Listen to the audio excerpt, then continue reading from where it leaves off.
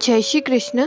आप सभी वैष्णवों का हमारे YouTube चैनल पुष्ट हृदय में स्वागत है। इस वीडियो के अंतर्गत हम श्रीमद् भागवत महापुराण के प्रथम स्कंद के अंतिम 3 अध्याय 17 से 19 का वाचन और अध्ययन करेंगे। आप सभी वैष्णव वीडियो के अंत तक प्रभु श्री कृष्ण की इस अमृतमयी कथा को अवश्य सुनिएगा।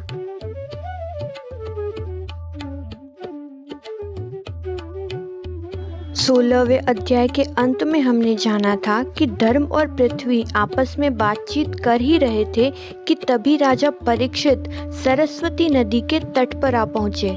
अब 17वें अध्याय के प्रारंभ में ही सूत जी कहते हैं कि हे शौनक जी, वहां पर पहुंचकर राजा परीक्षित ने देखा था कि एक राजवेशधारी शूद्र हाथ में डंडा लिए हुए है और गाय बैल के एक जोड़े को इस तरह पीटता जा रहा है जैसे इस धरती पर उनका कोई स्वामी ही नहीं हो।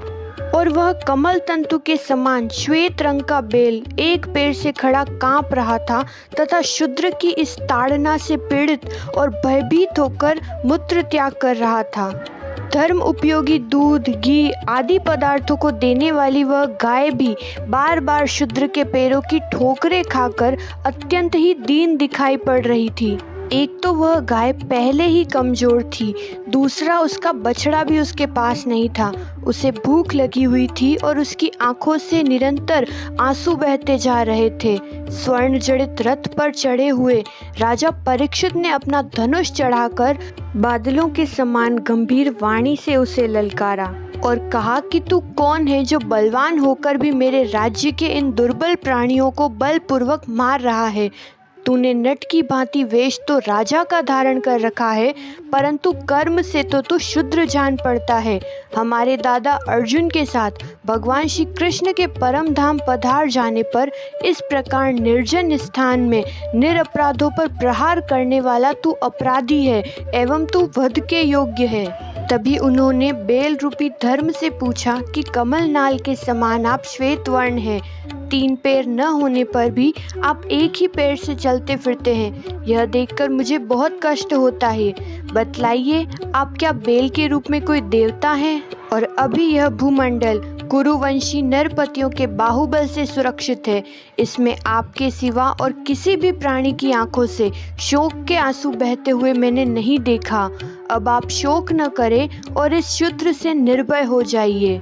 इतना कहते हुए वे गोमाता रूपी पृथ्वी से बोले कि अब आप शोक न करें, आप रोए नहीं, आपका कल्याण हो।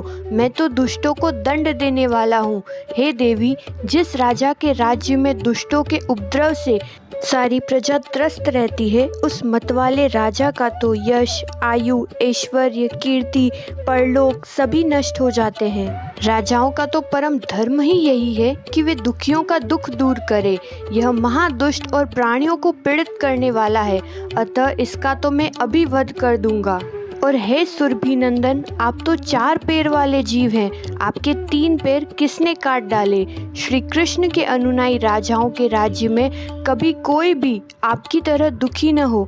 हे वृषभ, आपका कल्याण हो। बताइए, आप जैसे निरपराध साधुओं का अंग भंग करके किस दुष्ट ने पांडवों की कीर्ति में कलंक लगाया है? जो कोई भी किसी निरपराध प्राणी को सताता है, वह चाहे कहीं भी रहे, उसे मेरा भय तो अवश्य होगा। और दुष्टों का दमन करने से ही साधुओं का कल्याण होता है। जो उद्दंड व्यक्ति निरपराध प्राणियों को दुख देता है, वह चाहे साक्षात देवता ही क्यों न हो, मैं उसकी बाजूबंद से विभूषित भुजा को काट डालूंगा। बिना आपत्ति काल के मर्यादा का उल्लंघन करने वाले को शास्त्रों के अनुसार दंड देते हुए अपने धर्म में स्थित लोगों का पालन करना राजाओं का परम धर्म है। इतने में ही धर्म ने कहा कि हे राजन, आप तो महाराज पांडु के वंशज हैं। आपका इस प्रकार दुखियों को आश्वासन देना आपके योग्य ही है, क्योंकि आपके पूर्वजों के श्रेष्ठ गुणों ने ही भगवान श्री कृष्ण को उनका सारथी और दूत तक बना दिया था। हे राजन, शास्त्रों के विभिन्न वचनों से मोहित होने के कारण हम उस पुरुष को तो नहीं जानते जिससे क्लेश के कारण उत्पन्न होते हैं।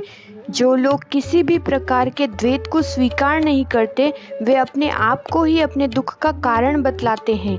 कोई प्रारब्ध को कारण बतलाते हैं तो कोई कर्म को, कुछ लोग स्वभाव को तो कुछ लोग ईश्वर को दुख का कारण मानते हैं।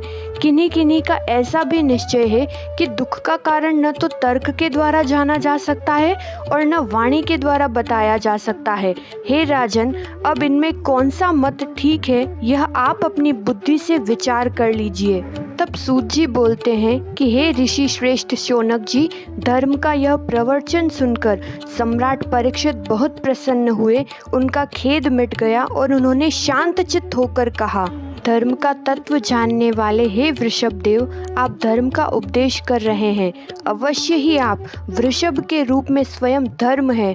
आपने अपने को दुख देने वाले का नाम इसलिए नहीं बताया है कि अधर्म करने वाले को जो नरक आदि प्राप्त होते हैं, वे ही चुगली करने वाले को भी मिलते हैं। अथवा यह सिद्धांत निश्चित है कि प्राणियों के मन और वाणी से परमेश्वर की माया के स्वरूप का निरूपण नहीं किया जा सकता। हे धर्मदेव, सतयुग में आपके 4 चरण थे, तप, पवित्रता, दया और सत्य। इस समय अधर्म के अंश, गर्व, आसक्ति और मद से 3 चरण नष्ट हो चुके हैं। अब आपका 4था चरण केवल सत्य ही बच रहा है। उसी के बल पर आप जी रहे हैं। असत्य से पुष्ट हुआ यह अधर्म रूप कलयुग उसे भी ग्रास कर लेना चाहता है। ये गौ माता साक्षात पृथ्वी है। भगवान ने इनका भारी बोझ उतार दिया था और ये उनके राशि राशि सौंदर्य बिखेरने वाले चरण चिन्हों से सर्वत्र ही उत्सवमयी हो गई थी। अब ये उनसे बिछुड़ गई है। वे साध्वी अभागिनी के समान नेत्रों में जल भरकर यह चिंता कर रही है कि अब राजा का स्वांग बनाकर ब्राह्मण द्रोही शत्रु मुझे भोगेंगे। महारथी परीक्षित ने इस प्रकार धर्म और पृथ्वी को सांत्वना दी। फिर उन्होंने अधर्म के कारण रूप कलयुग को मारने के लिए तीक्ष्ण तलवार उठाई।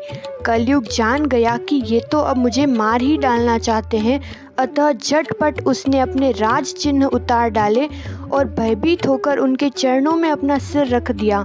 राजा परीक्षित बड़े यशस्वी, दीन वत्सल और शरणागत रक्षक थे। उन्होंने जब कलयुग को अपने पैरों में पड़े देखा तो कृपा करके उसको मारा नहीं और हंसते हुए बोले कि जब तू हाथ जोड़कर शरण आ गया तब अर्जुन के यशस्वी वंश में उत्पन्न हुए। किसी भी वीर से तुझे कोई भय नहीं है, परंतु तू अधर्म का सहायक है, इसलिए तुझे मेरे राज्य में बिल्कुल नहीं रहना चाहिए। तेरे राजाओं के शरीर में रहने से ही लोभ, झूठ, चोरी, दुष्टता, स्वधर्म त्याग, दरिद्रता, कपट, कलह, दंभ और दूसरे पापों की वृद्धि हो रही है। हे अधर्म के साथी, तू एक क्षण के लिए भी यहाँ नहीं ठहरना, क्योंकि यह धर्म और सत्य का निवास स्थान है। इस क्षेत्र में यज्ञ विधि के जानने वाले महात्मा यज्ञों के द्वारा यज्ञ पुरुष भगवान की आराधना करते रहते हैं। इस देश में भगवान श्री हरि यज्ञों के रूप में निवास करते हैं। यज्ञों के द्वारा ही उनकी पूजा होती है और वे यज्ञ करने वालों का कल्याण करते हैं। वे सर्वात्मा भगवान वायु की भांति समस्त चराचर जीवों के भीतर और बाहर एक रस स्थिर रहते हुए उनकी कामनाओं को पूर्ण करते हैं। तो अभी सूत जी कहते हैं कि राजा परीक्षित की यह आज्ञा सुनकर कलयुग ठहर गया। यमराज के समान मारने के लिए उद्यत हाथ में तलवार लिए राजा परीक्षित से वह बोला, आपकी आज्ञा से जहाँ कहीं भी मैं रहने का विचार करता हूँ वहीं देखता हूँ कि आप धनुष पर बाण चढ़ाए खड़े हैं। हे धर्म शिरोमणि, आप मुझे वह स्थान बतलाइए जहाँ मैं आपकी आज्ञा का पालन करते हुए स्थिर होकर रह सकूँ। तभी सूत जी कहते हैं कि कलयुग की प्रार्थना स्वीकार करके राजा परीक्षित ने उसे निवास हेतु 4 स्थान दिए। वे चारों स्थान है द्युत, मद्यपान, स्त्री संग और हिंसा। इन स्थानों में क्रमशः असत्य, मद, आसक्ति और निर्दयता, ये 4 प्रकार के अधर्म निवास करते हैं। उसने और भी स्थान मांगे, तब परीक्षित ने उसे रहने के लिए एक और स्थान स्वर्ण दिया। इस प्रकार कलयुग के निवास हेतु 5 स्थान हो गए। राजा परीक्षित के दिए हुए इन्हीं 5 स्थानों में अधर्म का मूल कारण कली उनकी आज्ञाओं का पालन करते हुए निवास करने लगा। इसलिए आत्मकल्याणकामी पुरुष को इन 5 स्थानों का सेवन कभी नहीं करना चाहिए। धार्मिक राजा प्रजा वर्ग के लौकिक नेता और धर्मोपदेश गुरुओं को तो बड़ी सावधानी से इनका त्याग करना चाहिए। राजा परीक्षित ने इसके बाद वृषभ रूप धर्म के तीनों चरण तपस्या, शौच और दया जोड़ दिए और आश्वासन देकर पृथ्वी का संवर्धन किया।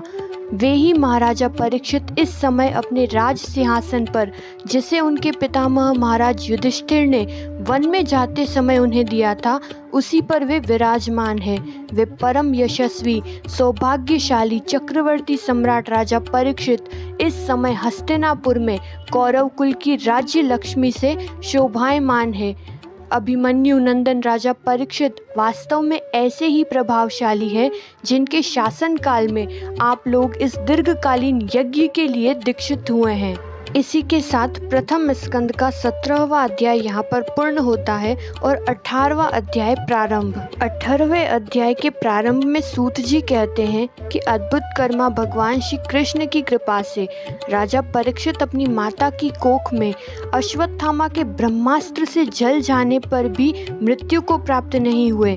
जिस समय ब्राह्मण के शाप से उन्हें डसने के लिए तक्षक आया, उस समय वे प्राणनाश के महान भय से भी भयभीत नहीं हुए, क्योंकि उन्होंने अपना चित्त भगवान श्री कृष्ण के चरणों में समर्पित कर रखा था।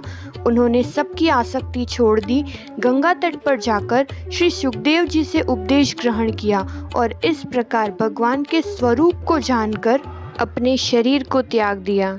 जो लोग भगवान श्री कृष्ण की लीला कथा कहते रहते हैं, उस कथा अमृत का पान करते हैं, इन दोनों ही साधनों के द्वारा उनके चरण कमलों का स्मरण करते रहते हैं, उन्हें अंत काल में भी मोह नहीं होता।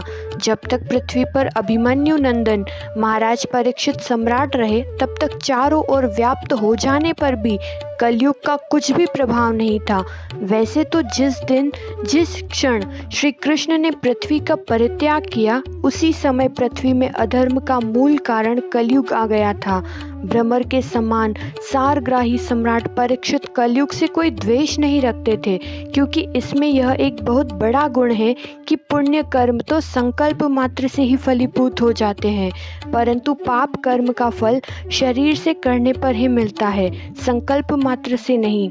यह भेड़िए के समान बालकों के प्रति शूरवीर और धीरवीर पुरुषों के लिए बड़ा ही भीरू है। यह प्रमादी मनुष्यों को अपने वश में करने के लिए सदा सावधान रहता है। शौनक आदि ऋषियों, आप लोगों को भी मैंने भगवान की कथा से युक्त राजा परीक्षित का पवित्र चरित्र सुनाया। आप लोगों ने यही पूछा था। भगवान श्री कृष्ण कीर्तन करने योग्य बहुत सी लीलाएं करते हैं, इसलिए उनके गुण और लीलाओं से संबंध रखने वाली जितनी भी कथा है, कल्याणकामी पुरुषों को तो उन सब का सेवन करना चाहिए। तब सभी ऋषियों ने कहा कि हे सौम्य स्वभाव सूत जी, आप युग युग जिए, क्योंकि मृत्यु के प्रवाह में पड़े हुए हम लोगों को आप भगवान श्री कृष्ण की अमृतमयी उज्जवल कीर्ति का श्रवण कराते हैं। यज्ञ करते करते उसके धुएं से हम लोगों का शरीर धूमिल हो गया है, फिर भी इस कर्म का कोई विश्वास नहीं है। इधर आप तो वर्तमान में ही भगवान श्री कृष्ण के चरण कमलों का मादक और मधुर मधु पिलाकर हमें तृप्त कर रहे हैं। भगवत प्रेमी भक्तों के लव मात्र के सत्संग से स्वर्ग एवं मोक्ष की भी तुलना नहीं की जा सकती, फिर मनुष्यों के तुच्छ भोगों की तो बात ही क्या है। ऐसा कौन ही रस मर्मज्ञ होगा जो महापुरुषों के एकमात्र जीवन सर्वस्व श्री कृष्ण की लीला कथाओं से तृप्त हो जाए। समस्त प्राकृत गुणों से अतीत भगवान के अचिंत्य अनंत कल्याणमय गुण को तो पार ब्रह्मा, शंकर आदि बड़े बड़े योगेश्वर भी नहीं पा सके। आप तो भगवान को ही अपने जीवन का ध्रुव तारा मानते हैं, इसलिए आप सत्पुरुषों के एकमात्र आश्रय भगवान के उदार और विशुद्ध चरित्रों का हम श्रद्धालु श्रोताओं के लिए विस्तार से वर्णन कीजिए। भगवान के परम प्रेमी महाबुद्धि राजा परीक्षित ने श्री सुखदेव जी के उपदेश किए हुए जिस ज्ञान से मोक्ष स्वरूप भगवान के चरण कमल को प्राप्त किया है, आप कृपा करके उसी ज्ञान और परीक्षित के परम पवित्र उपाख्यान का वर्णन कीजिए, क्योंकि उसमें कोई बात छुपाकर नहीं कही गई होगी और भगवत प्रेम की अद्भुत योग निष्ठा का निरूपण किया होगा। उसमें पद पद पर भगवान श्री कृष्ण की लीलाओं का वर्णन हुआ होगा। भगवान के प्यारे भक्तों को वैसा प्रसंग सुनने में बड़ा रस मिलता है। तब सूत जी कहते हैं कि विलोम जाति में उत्पन्न होने पर भी महात्माओं की सेवा करने के कारण आज हमारा जन्म सफल हो गया, क्योंकि महापुरुषों के साथ बातचीत करने मात्र से ही नीच कुल में उत्पन्न होने की मनोव्यथा शीघ्र ही मिट जाती है। फिर उन लोगों की तो बात ही क्या है जो सत्पुरुषों के एकमात्र आश्रय भगवान का नाम लेते हैं। भगवान की शक्ति अनंत है, वे स्वयं अनंत है। वास्तव में उनके गुणों की अनंतता के कारण ही उन्हें अनंत कहा गया है। भगवान के गुणों की समता भी जब कोई नहीं कर सकता, तब उनसे बढ़कर तो कोई हो ही नहीं सकता। उनके गुणों की यह विशेषता समझाने के लिए इतना कह देना ही पर्याप्त है कि लक्ष्मी जी अपने को प्राप्त करने की इच्छा से प्रार्थना करने वाले ब्रह्म आदि देवताओं को छोड़कर भगवान के न चाहने पर भी उनके चरण कमलों की रज का ही सेवन करती है। ब्रह्मा जी ने भगवान के चरणों का प्रक्षालन करने के लिए जो जल समर्पित किया था, वही उनके चरण नखों से निकलकर गंगा जी के रूप में प्रवाहित हो रहा है। और गंगा जी का यह जल तो महादेव जी सहित सारे जगत को पवित्र करता है। ऐसी अवस्था में त्रिभुवन में श्री कृष्ण के अतिरिक्त भगवान शब्द का दूसरा और अर्थ तो हो ही नहीं सकता, जिनके प्रेम को प्राप्त करके धीर पुरुष बिना किसी हिचक के देह आदि की दृढ़ आसक्ति को छोड़ देते हैं और उस अंतिम परमहंस आश्रम को स्वीकार करते हैं, जिसमें किसी को कष्ट न पहुंचाना और सब ओर से उपशांत हो जाना ही स्वधर्म होता है। सूर्य के समान प्रकाशमान महात्माओं, आप लोगों ने मुझे जो कुछ पूछा है वह मैं अपनी समझ के अनुसार बताता हूँ। जैसे पक्षी अपनी शक्ति के अनुसार आकाश में उड़ते रहते हैं, वैसे ही विद्वान लोग भी अपनी अपनी बुद्धि के अनुसार ही श्री कृष्ण की लीला का वर्णन करते हैं। एक दिन राजा परीक्षित धनुष लेकर वन में शिकार खेलने गए हुए थे। हिरणों के पीछे दौड़ते दौड़ते वे थक गए और उन्हें बड़े जोर की भूख और प्यास लगी। जब कहीं उन्हें कोई जलाशय नहीं मिला, तब वे पास के ही एक ऋषि के आश्रम में चले गए। उन्होंने देखा कि वहां आंखें बंद करके शांत भाव से एक मुनि आसन पर विराजमान है। इंद्रिय, प्राण, मन और बुद्धि के निरुद्ध हो जाने से वे संसार से ऊपर उठ गए थे। जागृत, स्वप्न, सुषुप्ति तीनों अवस्थाओं से रहित निर्विकार ब्रह्म रूप तुरीय पद में वे स्थित थे। उनका शरीर बिखरी हुई जटाओं से और कृष्ण मृग चर्म से ढका हुआ था। राजा परीक्षित ने ऐसी ही अवस्था में उनसे जल मांगा, क्योंकि प्यास से उनका गला सूखा जा रहा था। जब राजा को वहां बैठने के लिए तिनके का आसन भी न मिला, किसी ने उन्हें भूमि पर भी बैठने को नहीं कहा और आदर भरी मीठी बातें तो कहाँ से मिलती। तब अपने को अपमानित सा जानकर वे क्रोध के वश हो गए। हे शौनक जी, वे भूख प्यास से छटपटा रहे थे, इसलिए एकाएक उन्हें ब्राह्मण के प्रति ईर्ष्या और क्रोध हो आया। उनके जीवन में इस प्रकार का यह पहला ही अवसर था। वहां से लौटते समय उन्होंने क्रोधवश धनुष की नोक से एक मरा सांप उठाकर ऋषि के गले में डाल दिया और अपनी राजधानी में चले आए। उनके मन में यह बात आई कि इन्होंने जो अपने नेत्र बंद कर रखे हैं, सो क्या वास्तव में इन्होंने अपनी सारी इंद्रिय प्रवृत्तियों का निरोध कर लिया है, अथवा इन राजाओं से हमारा क्या प्रयोजन है। यूँ सोचकर उन्होंने झूठ मूठ समाधि का ढोंग रचा रखा है। उन शमिक मुनि का पुत्र बड़ा तेजस्वी था। वह दूसरे ऋषि कुमारों के साथ पास ही में खेल रहा था। जब उस बालक ने सुना कि राजा ने मेरे पिता के साथ दुर्व्यवहार किया है, तब वह इस प्रकार कहने लगा, ये नरपति कहलाने वाले लोग उच्छिष्ट भोजी कौओं के समान संड मुसंड होकर कितना अन्याय करने लगे हैं। ब्राह्मणों के दास होकर भी ये दरवाजे पर पहरा देने वाले कुत्ते के समान अपने स्वामी का ही तिरस्कार करते हैं। ब्राह्मणों ने क्षत्रियों को अपना द्वारपाल बनाया है, उन्हें द्वार पर रहकर रक्षा करनी चाहिए। घर में घुसकर स्वामी के बर्तनों में खाने का उन्हें कोई अधिकार नहीं। अतएव उन्मार्गगामियों के शासक भगवान श्री कृष्ण के परम धाम पधार जाने पर इन मर्यादा तोड़ने वालों को आज मैं दंड देता हूँ। मेरा तपोबल देखो। अपने साथी बालकों से इस प्रकार कहकर क्रोध से लाल लाल आंखों वाले उस ऋषि कुमार ने कौशिकी नदी के जल से आचमन करके अपने वाणी रूपी वज्र का प्रयोग किया और कहा, कुलांगार परीक्षित ने मेरे पिता का अपमान करके मर्यादा का उल्लंघन किया है, इसलिए मेरी प्रेरणा से आज के 7वें दिन ही उसे तक्षक सर्प डस लेगा। इसके बाद वह बालक अपने आश्रम पर आया और अपने पिता के गले में सांप देखकर उसे बड़ा ही दुख हुआ तथा वह दहाड़ मारकर रोने लगा। विप्रवर शौनक जी, शमीक मुनि ने अपने पुत्र का रोना चिल्लाना सुनकर धीरे धीरे अपनी आंखें खोली और देखा कि उनके गले में एक मरा हुआ सांप पड़ा है। उसे फेंककर उन्होंने अपने पुत्र से पूछा कि बेटा, तुम क्यों रो रहे हो? तब बालक ने सारा वृतांत अपने पिता से कहा। ब्रह्म ऋषि शमीक ने राजा के शाप की बात सुनकर अपने पुत्र का अभिनंदन नहीं किया, क्योंकि उनकी दृष्टि में राजा परीक्षित शाप के योग्य नहीं थे। तब उन्होंने कहा कि मूर्ख बालक, तूने बड़ा पाप किया है। खेद है कि उनकी थोड़ी सी गलती के लिए तूने इनको इतना बड़ा दंड दिया। तेरी बुद्धि अभी कच्ची है। तुझे भगवत स्वरूप राजा को साधारण मनुष्यों के समान नहीं समझना चाहिए, क्योंकि राजा के दुस्सह तेज से सुरक्षित और निर्भय रहकर ही प्रजा अपना कल्याण संपादन करती है। जिस समय राजा का रूप धारण करके भगवान पृथ्वी पर नहीं दिखाई देंगे, उस समय चोर बढ़ जाएंगे और आरक्षित भेड़ों के समान एक क्षण में ही लोगों का नाश हो जाएगा।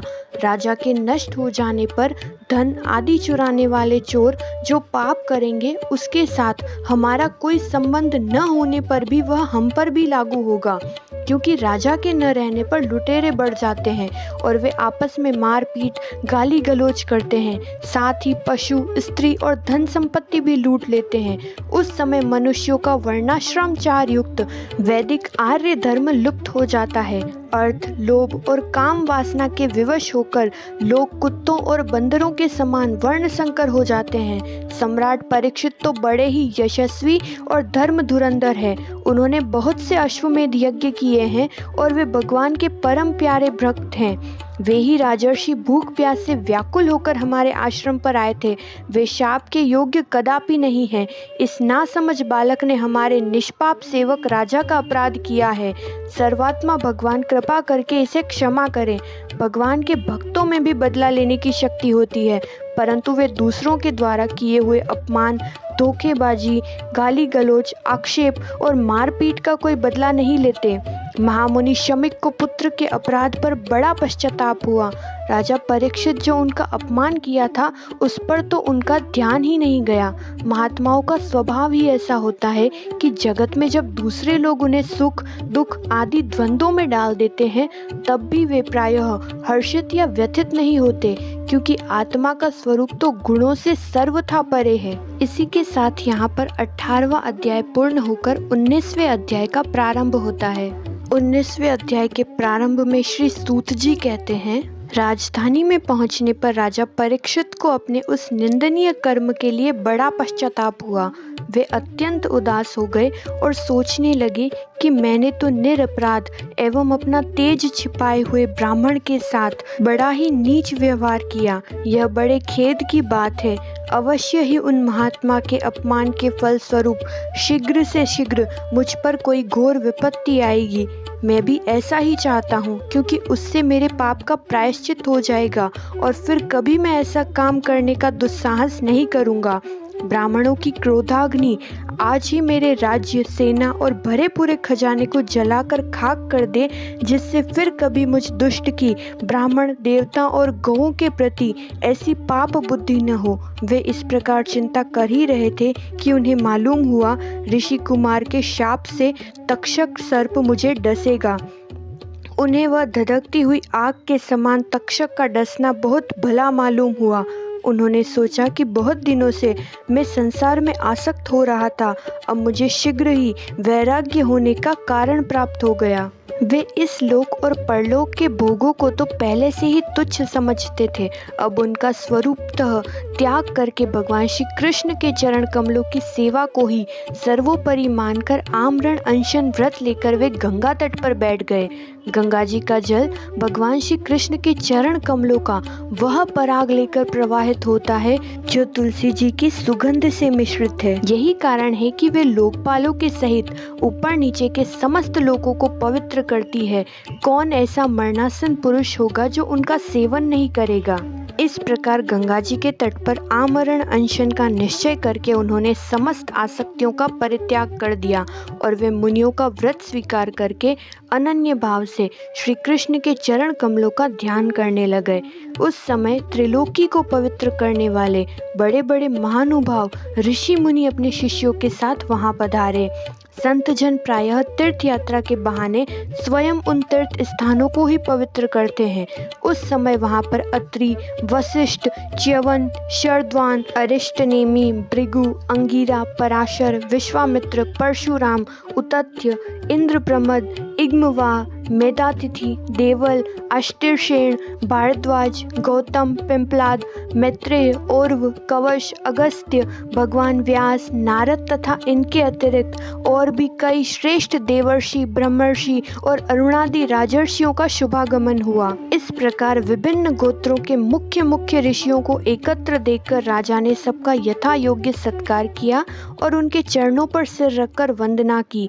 जब सब लोग आराम से अपने अपने आसनों पर बैठ गए तब महाराज परीक्षित ने उन्हें फिर से प्रणाम किया और उनके सामने खड़े होकर शुद्ध हृदय से अंजलि बांधकर वे जो कुछ करना चाहते थे वे उन्हें सुनाने लगे। राजा परीक्षित ने कहा, समस्त राजाओं में हम धन्य हैं, धन्यतम हैं, क्योंकि अपने शील स्वभाव के कारण हम आप महापुरुषों के कृपा पात्र बन गए। राजवंश के लोग प्रायः निंदित कर्म करने के कारण ब्राह्मणों के चरण धोने से भी दूर पड़ जाते हैं। यह कितने खेद की बात है। मैं भी राजा ही हूँ। निरंतर देह में आसक्त रहने के कारण मैं भी पाप रूप हो गया हूँ। इससे स्वयं भगवान ही ब्राह्मण के शाप के रूप में मुझ पर कृपा करने के लिए पधारे हैं। यह शाप वैराग्य उत्पन्न करने वाला है, क्योंकि इस प्रकार के शाप से संसारासक्त पुरुष भयभीत होकर विरक्त हो जाया करते हैं। हे ब्राह्मणों, अब मैंने अपने चित्त को भगवान के चरणों में समर्पित कर दिया। आप लोग और माँ गंगा जी शरणागत जानकर मुझ पर अनुग्रह करें। ब्राह्मण कुमार के शाप से प्रेरित कोई दूसरा कपट से तक्षक का रूप धरकर मुझे डस ले अथवा स्वयं तक्षक आकर डस ले, इसकी मुझे तनिक भी परवाह नहीं है। आप लोग कृपा करके भगवान की रसमयी लीलाओं का गान करें। मैं आप ब्राह्मणों के चरणों में प्रणाम करके पुनः यही प्रार्थना करता हूँ कि मुझे कर्मवश चाहे जिस योनि में जन्म लेना पड़े, भगवान श्री कृष्ण के चरणों में मेरा अनुराग हो, उनके चरणाश्रित महात्माओं से विशेष प्रीति हो और जगत के समस्त प्राणियों के प्रति मेरी एक सी मैत्री भाव रहे, ऐसा आप सभी मुझे आशीर्वाद दीजिए। महाराज परीक्षित परम धीर थे। वे ऐसा दृढ़ निश्चय करके गंगा जी के दक्षिण तट पर पूर्वाग्र कुशों के आसन पर उत्तर मुख होकर बैठ गए। राजकाज का भार तो उन्होंने पहले ही अपने पुत्र जन्मेजय को सौंप दिया था। पृथ्वी के एक छत्र सम्राट परीक्षित जब इस प्रकार आमरण अनशन का निश्चय करके बैठ गए, तब आकाश में स्थित देवता लोग बड़े आनंद से उनकी प्रशंसा करते हुए वहां पृथ्वी पर पुष्पों की वर्षा करने लगे तथा नगारे बार बार बजने लगे। सभी उपस्थित महर्षियों ने परीक्षित के निश्चय की प्रशंसा की और साधु साधु कहकर उनका अनुमोदन किया। ऋषि लोग तो स्वभाव से ही लोगों पर अनुग्रह की वर्षा करते रहते हैं। यही नहीं, उनकी तो सारी शक्ति लोक पर कृपा करने के लिए ही होती है। उन लोगों ने भगवान श्री कृष्ण के गुणों से प्रभावित परीक्षित के प्रति उनके अनुरूप वचन कहे।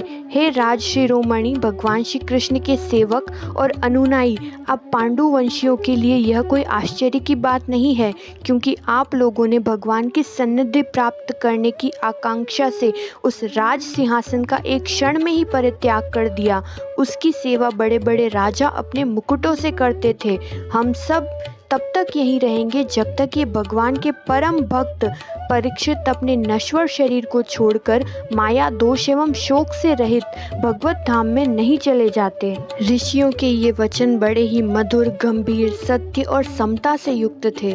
उन्हें सुनकर राजा परीक्षित ने उन योग युक्त मुनियों का अभिनंदन किया और भगवान के मनोहर चरित्र सुनने की इच्छा से ऋषियों से प्रार्थना की, हे महात्माओं, आप सभी सब ओर से यहाँ पधारे हैं। आप सत्यलोक में रहने वाले मूर्तिमान वेदों के समान हैं। आप लोगों का दूसरों पर अनुग्रह करने के अतिरिक्त जो आपका सहज स्वभाव ही है, इस लोक या परलोक में कोई स्वार्थ नहीं है। हे विप्रवरों, आप लोगों पर पूर्ण विश्वास करके मैं अपने कर्तव्य के संबंध में यह पूछने योग्य प्रश्न करता हूँ। आप सभी विद्वान परस्पर विचार करके यह बताइए कि सबके लिए, सब अवस्थाओं में और विशेष करके थोड़े ही समय में मरने वाले पुरुषों के लिए अंतःकरण और शरीर से करने योग्य विशुद्ध धर्म कौन सा है। उसी समय पृथ्वी पर स्वेच्छा से विचरण करते हुए किसी की कोई अपेक्षा न रखने वाले व्यास नंदन भगवान श्री सुखदेव जी महाराज वहां प्रकट हुए। वे वर्ण अथवा आश्रम के बाह्य चिन्हों से रहित एवं आत्मानुभूति में संतुष्ट थे। बच्चों और स्त्रियों ने उन्हें घेर रखा था। उनका वेश अवधूत का था। 16 वर्ष की अवस्था थी। चरण, हाथ, जंघा, भुजाएं, कंधे, कपोल और अन्य सब अंग अत्यंत सुकुमार थे। उनके नेत्र बड़े बड़े और मनोहर थे। नासिका कुछ ऊंची थी, कान बराबर थे, सुंदर भौहें थी। इनसे मुख बड़ा ही शोभायमान हो रहा था। गला तो मानो सुंदर शंख ही था। हंसली ढकी हुई, छाती चौड़ी और उभरी हुई, नासी भंवर के समान गहरी और उदर बड़ा ही सुंदर त्रिवल्ली से युक्त था। लंबी लंबी भुजाएं थी, मुख पर घुंघराले बाल बिखरे हुए थे। इस दिगंबर वेश में वे श्रेष्ठ देवता के समान तेजस्वी जान पड़ते थे। श्याम रंग था, चित्त को चुराने वाली जवानी।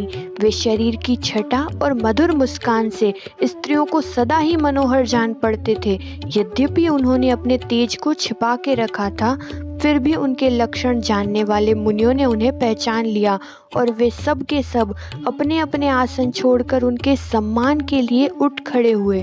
राजा परीक्षित ने अतिथि रूप में पधारे हुए श्री सुखदेव जी को सर झुकाकर प्रणाम किया और उनकी पूजा की।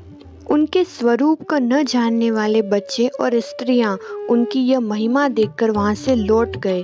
सबके द्वारा सम्मानित होकर श्री सुखदेव जी श्रेष्ठ आसन पर विराजमान हुए। ग्रह, नक्षत्र और तारों से घिरे हुए चंद्रमा के समान ब्रह्मर्षि, देवर्षि और राजर्षियों के समूह से आवृत श्री सुखदेव जी अत्यंत शोभायमान हुए। वास्तव में वे महात्माओं के भी आदरणीय थे। जब प्रखर बुद्धि सुखदेव जी शांत भाव से बैठ गए, तब भगवान के परम भक्त राजा परीक्षित ने उनके समीप आकर और चरणों पर सिर रखकर प्रणाम किया। फिर खड़े होकर हाथ जोड़कर नमस्कार किया। उसके पश्चात बड़ी ही मधुर वाणी से उनसे यह पूछा, हे ब्रह्म स्वरूप भगवान, आज हम बड़भागी हुए, क्योंकि अपराधी क्षत्रिय होने पर भी हमें संत समागम का अधिकारी समझा गया। आज कृपा पूर्वक अतिथि रूप से पधारकर आपने हमें तीर्थ के तुल्य पवित्र बना दिया। आप जैसे महात्माओं के स्मरण मात्र से ही गृहस्थों के घर तो तत्काल पवित्र हो जाते हैं। फिर दर्शन, स्पर्श, पाद प्रक्षालन और आसन आदि का सुअवसर मिलने पर तो कहना ही क्या। हे महायोगी, जैसे भगवान विष्णु के सामने दैत्य लोग नहीं ठहरते, वैसे ही आपके सानिध्य में बड़े बड़े पाप भी तुरंत नष्ट हो जाते हैं। अवश्य ही पांडवों के सुहृदय भगवान श्री कृष्ण मुझ पर अत्यंत प्रसन्न है। उन्होंने अपने फुफेरे भाइयों की प्रसन्नता के लिए उन्हीं के कुल में उत्पन्न हुए मेरे साथ भी अपनेपन का व्यवहार किया है। भगवान श्री कृष्ण की कृपा न होती तो आप जैसे एकांत वनवासी अव्यक्त गति परम सिद्ध पुरुष स्वयं पधार कर इस मृत्यु के समय हम जैसे प्राकृत मनुष्यों को क्यों दर्शन देते। आप तो योगियों के परम गुरु हैं, इसलिए मैं आपसे परम सिद्धि के स्वरूप और साधन के संबंध में प्रश्न कर रहा हूँ। जो पुरुष सर्वथा ही मरणासन है, उसको क्या करना चाहिए? हे भगवान, साथ ही यह भी बताइए कि मनुष्य मात्र को क्या करना चाहिए। वे किसका श्रवण, किसका जप और किसका स्मरण, किसका भजन और किसका त्याग करें। हे भगवत स्वरूप मुनि, आपका दर्शन तो अत्यंत दुर्लभ है, क्योंकि जितनी देर एक गाय दूही जाती है, गृहस्थों के घर पर तो आप उतनी देर ठहरते भी नहीं। तब सूत जी कहते हैं, जब राजा ने बड़ी ही मधुर वाणी में इस प्रकार संभाषण और प्रश्न किए, तब समस्त धर्मों के मर्मज्ञ व्यास नंदन भगवान श्री सुखदेव जी उनका उत्तर देने लगे। इसके साथ ही प्रथम स्कंद यहाँ पर पूर्ण होता है। यह वीडियो आपको कैसी लगी हमें कमेंट करके ज़रूर बताइएगा। यदि आपके पास श्रीमद् भागवत महापुराण, भगवान श्री कृष्ण और पुष्टि मार्ग से संबंधित कोई प्रसंग है तो आप हमें इंस्टाग्राम पर शेयर कर सकते हैं। उन प्रसंगों को और लीलाओं को हम अपने इंस्टाग्राम अकाउंट और यूट्यूब कम्युनिटी पोस्ट पर भी शेयर करेंगे, जिससे अन्य वैष्णवों को भी कई लीलाओं का आनंद लेने का अवसर प्राप्त हो और वे प्रभु के बारे में और भी कई सारी बातें जान पाए। जय श्री कृष्ण।